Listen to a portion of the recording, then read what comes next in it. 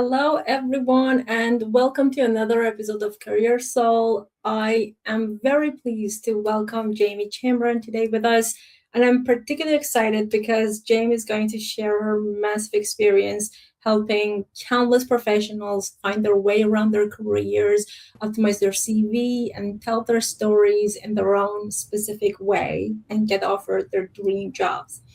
I came across one of Jamie's webinars about the year and a half, 2 years ago, and how I met her. And I found what she had to say very useful and applicable to my own job search process at the time. And I'm very excited because now we're going to share it with everybody else.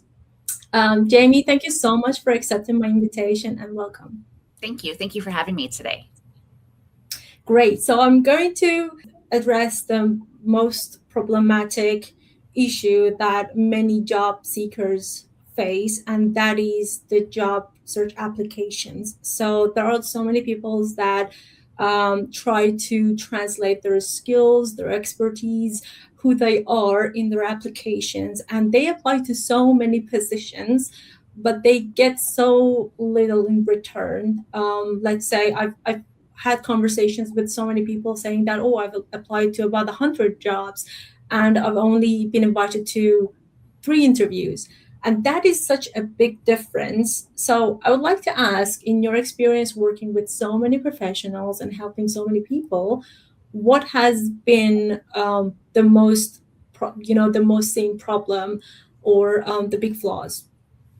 So, the biggest flaw is just relying on the job boards and only applying to jobs online. That's the biggest flaw in really finding opportunities for a long time. It's historically been known that you are 14 times more likely to get an interview with a referral. So, really, what we need to be doing is focusing on building and growing our network versus just applying to jobs online for opportunities.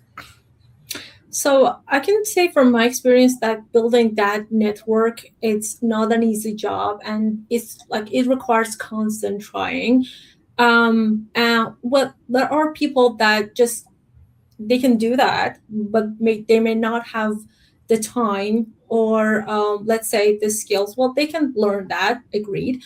But when it comes to application, the CV itself, the cover letter itself, what are those big differentiators between the great ones and not so very good ones? Yeah. So, one, I always recommend to still do a cover letter and show that you actually spent time understanding the role, understanding the company, and being really clear in translating how your experience matches what they are looking for.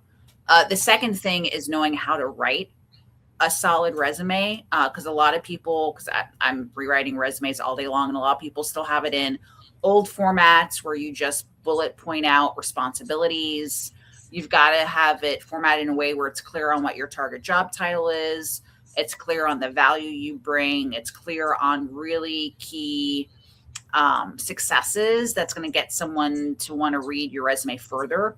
You might need to do some tweaking to the resume if you were just solely relying on applying to jobs online, to assist with better matching the language that's in the job description. So it's taking time. And that's why I say I wouldn't be focused on applying to 100 jobs. I would be focused on applying to a few key jobs you believe you are the best candidate for, and that you put your effort in showcasing that you are the best person for that role. So you mentioned the most recent kind of format. So what is that? If it's not bullet points, then what is the best way to showcase So, those? what people don't understand normally is when you write about your experience, you normally have what we call a job scope, which is where the responsibilities go, and the bullets are just accomplishments. People mismatch it, they're not consistent, there's too many bullets. But the difference is you really need to tease out what are your responsibilities and job duties versus what did you actually achieve, value you delivered, results. And a lot of people have a hard time articulating that. They know what they did in terms of responsibilities, but they have a hard time getting insight into revenue growth, sales, cost savings, time saved, higher quality. Like those are the things you're going to be thinking about in a lot of the jobs. Did you create new things? Did you innovate? Did you use cutting edge technology? Just a lot of people end up putting down a laundry list of things, and it's just hard for a recruiter or a hiring manager to really get to who you are quickly, because they're only going to read it for 6 seconds to determine if they want to read it further or bring you in for an interview. If the first step, the technology, the applicant tracking system actually flags your resume as one of the ones to review. Wow, there are so many questions arising right now. So one thing is ATS, one thing is clearly showing what you've got in that, and to quantify, I could just hear numbers. And then there's like this optimum format and length of the resume or CV. So I want to ask, for each job title, each experience that the person has had, what is that optimum length or number of achievements, what they did, or their scope of the work? Yeah. So if you are a professional with less than 10 years experience, I usually want to target a 1-page resume, especially less than 10. If you are, 20, 30 years of experience, I only want to dig into the last decade of detail. And then it's your biggest, best successes. If you've got some successes from earlier in your career, you can put that in the summary. You don't need to detail 20 years of experience. You detail the last 10 and maybe do some highlights that showcase repeated successes or how you broke into what you're doing today. So those are the kinds of things that you need to be thinking about in shaping the strategy of your CV or resume for the kinds of roles that you're trying to get. Amazing. And about that professional summary, what can you tell us about that? I mean, it's very tricky to kind of tell that story in one paragraph and not to overwhelm the reader, but also get them so engaged that they would want to go ahead and read the rest. So is there like a magic formula or a best way to do it? Well, so it's keeping things. So some other technicalities of the resume is things like a bullet is only 2 lines. A paragraph is at most 5 physical lines. And so that's just some ways to, again, make sure you're putting out there enough information to get interest, but not so much that the person's is going to stop reading the resume. So again, it's got to be very succinct and to the point of what you accomplished and then how you went about accomplishing that result or outcome or value or impact to the organization that you made. Again, it's the goal of the CV or resume is to get you an interview. It's to get someone interested to want to learn more. It is not a diary of your whole career. And I see that often too. It's got to be key highlights that are relevant to think about who you're going to interview with, the hiring manager. What problem is it they want you to come in and solve? Like, what's the workload that they're wanting you to come in and do? You want to make sure that CV and resume showcases and demonstrates and markets you in a way that you are the person who's done that, been there, can take that problem or that set of responsibilities and can go make it happen.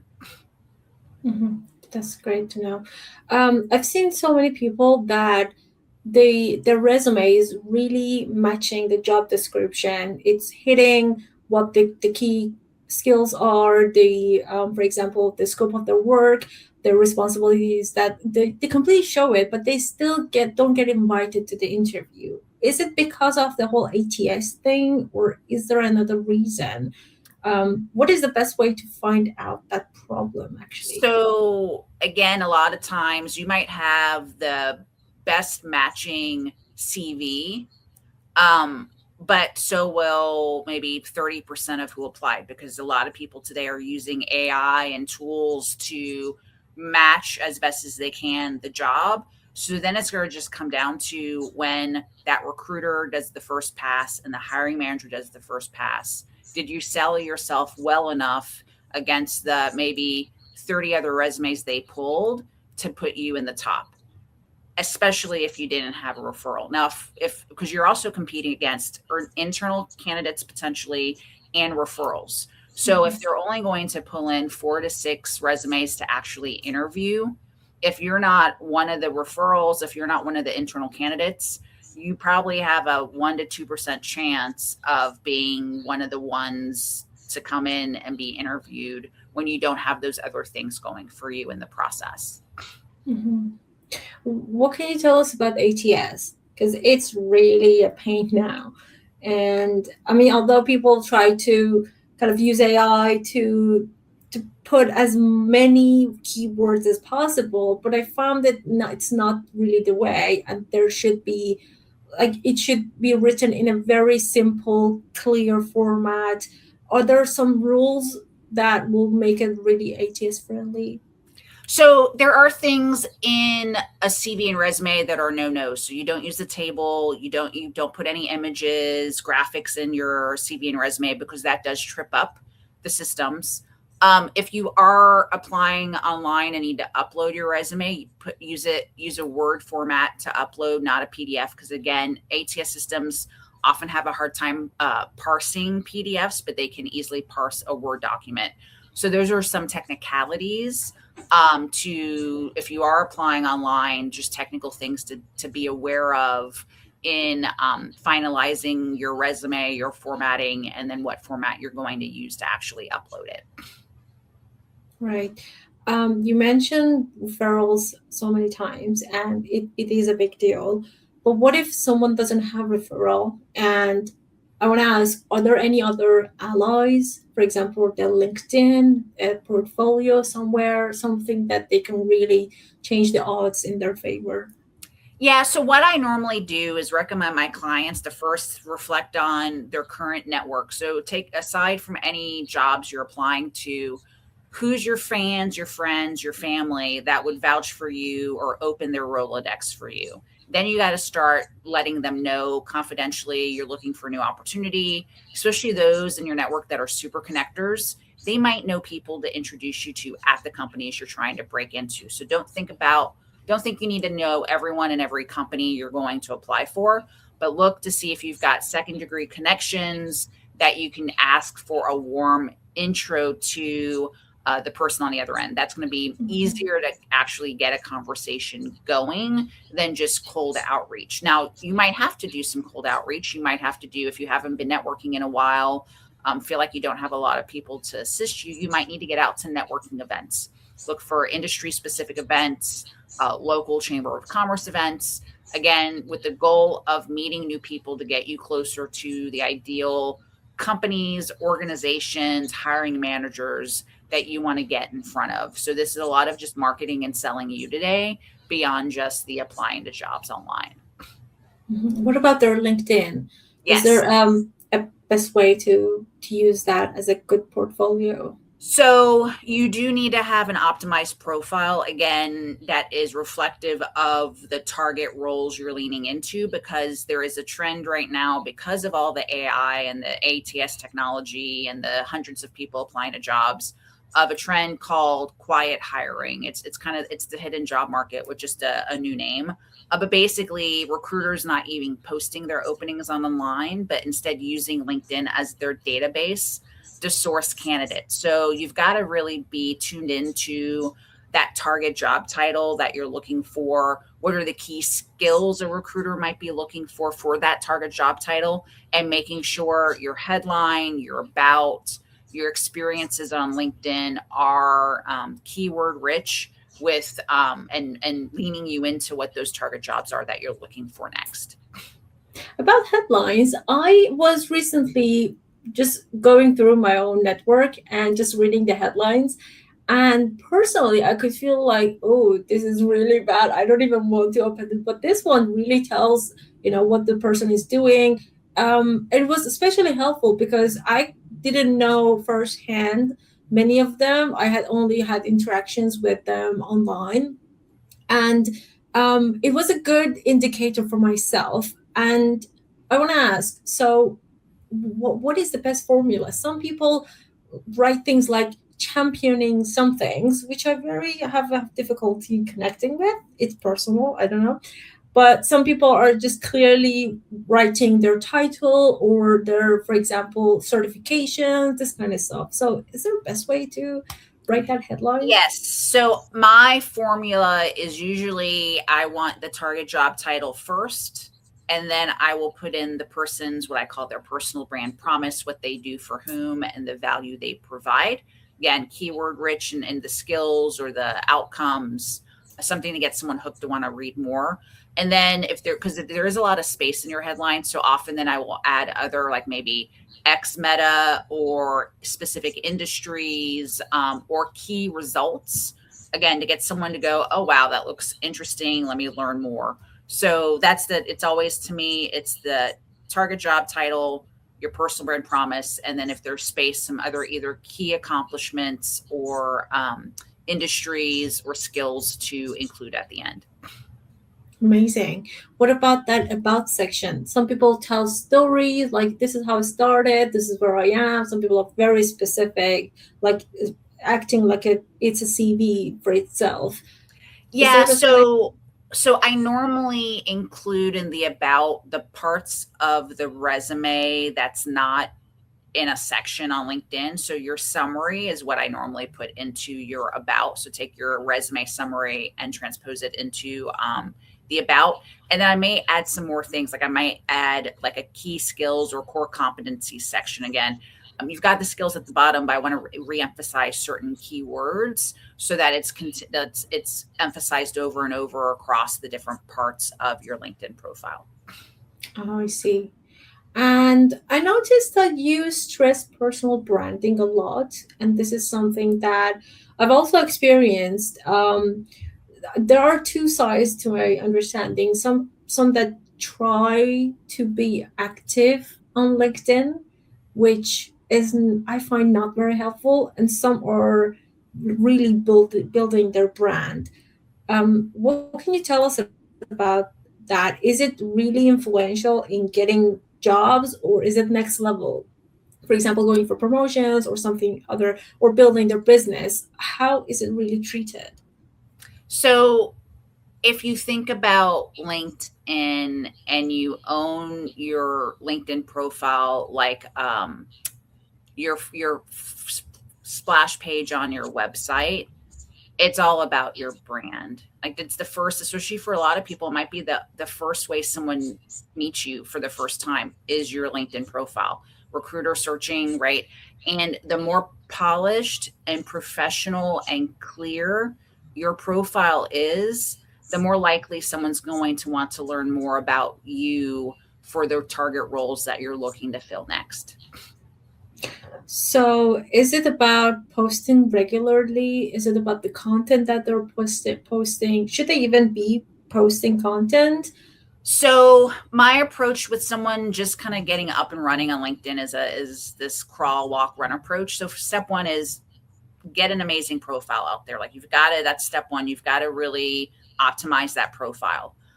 Step two is actually joining groups where your industry lives on the platform, because that's a smaller community. You can post. Oftentimes recruiters are in certain groups posting jobs, or peers, managers are posting jobs directly in industry specific groups. So I usually recommend engaging with and getting active in groups first. But you should be, again, following key people in the industry, potentially commenting on their post, because they're going to have the most eyeballs in seeing you or being seen by others on the platform. But first off, especially if you have little time, get a great profile and then use it, if anything, to go networking, joining some groups, meeting new people, then thinking about having to post content. You can always repost other people's content. You don't need to create content of your own. So you can just become more of a connector or a sharer of insights and information of others. Mm-hmm. Mentioning networking, I came across your webinar in Meetup. Are there any platforms that you would recommend people to find their best networking events happening around them? Is it LinkedIn? Is it some other platform? Yeah. So usually for physical or other virtual meetings, I would use Meetup and I would use Eventbrite, or the two platforms I would go on to look for industry specific, job function specific is where you're going to get much better access. There will be sometimes, like usually on LinkedIn, it's more of like these kind of webinars. LinkedIn Lives aren't necessarily set up for networking, but you sometimes can find some events that maybe point you to other places to join for networking, or some people will promote events on LinkedIn. So the three of those. And then oftentimes I try to just better utilize Google or an AI research tool to find what are other groups or organizations locally I should go to their meetings or events to meet new people. I can't help but ask about AI too, because people are using AI to write their CVs and cover letters. And through CareerSoul, I've been really lucky and privileged to have been asked to review CVs for different roles and positions that people are going to apply for. And sometimes there is it just so clear and obvious that it's written by AI. And what I find useful is that it really needs to be showing the person through their own language, not the AI. So when it comes to using AI, what is the limit? What is the best approach? What is the best practice in using that? Yeah. So normally I recommend that you draft your resume not using AI at all. So coming from your point of view, your language, how you would actually introduce yourself and communicate with someone, is to go through and do those job scopes, the summaries, the accomplishment bullets, and then go through. So say you find a few example jobs, then I would use AI to go, what's missing? Like, what did I forget, or what language is not included? Because what's happening, and this is why this whole quiet hiring is happening, is recruiters got frustrated with getting resumes that made the cut, and then they went and interviewed the person and they didn't have any of the experience that was on the CV or resume. So that's why I say you've got to start with your own story, your own accomplishments, your own experience, and then do some final polishing or rewording at the end of the process. Are there any of the LLMs available a better choice? No, I haven't found. It's just knowing, if anything, how to best ask any of the tools to do analysis and to give you feedback based on the your current resume and the job that you're looking to apply for. So the prompting is the key actually here.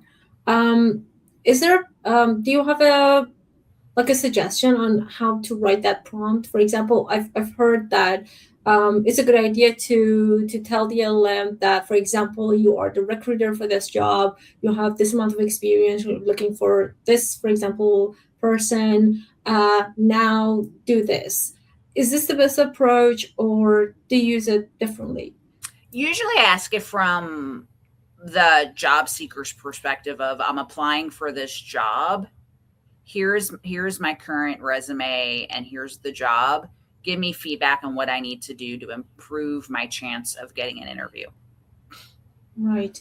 And when it goes to interview, when when the person actually goes to the interview, um, have you come across certain differentiators between the ones that get the job and the ones that miss it? Yeah. So, and now more than ever, it's not about the person who's most qualified. It's who's the best person who can market and sell themselves through the whole interview process is who's going to get the job. Mm-hmm. Market, like how to sell yourself through the interview process, how to influence people's perspective of you being qualified, you being the candidate, you being a fit for the culture, right? So a lot of it is building rapport and relationships through that interview process.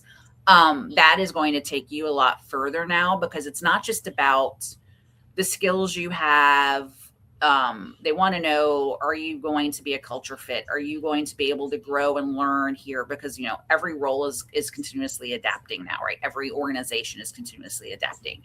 So they want to make sure you are a fit and you can hit the ground running, and you've got to be able to communicate that. And it goes beyond the resume at this point, right? It's got to be talking about your experience live, talking about how you can solve that problem or deliver that value in a way that you're influencing them to go, you are the only candidate that they should be talking to.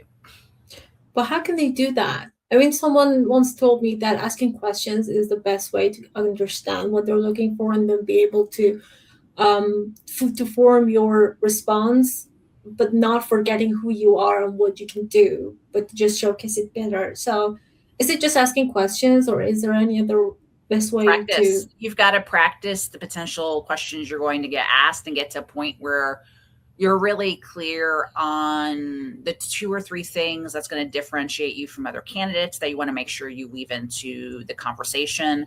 But it's practice. It's having, part of what I do in building and shaping resumes is like an inventory of your accomplishments. So, and in the format where you can quickly refer to it. We've got to do practice. So the questions they ask, it's quick for you to answer those questions, but also be thoughtful in making sure you're leaving thoughts behind on why you're different, why you're the candidate.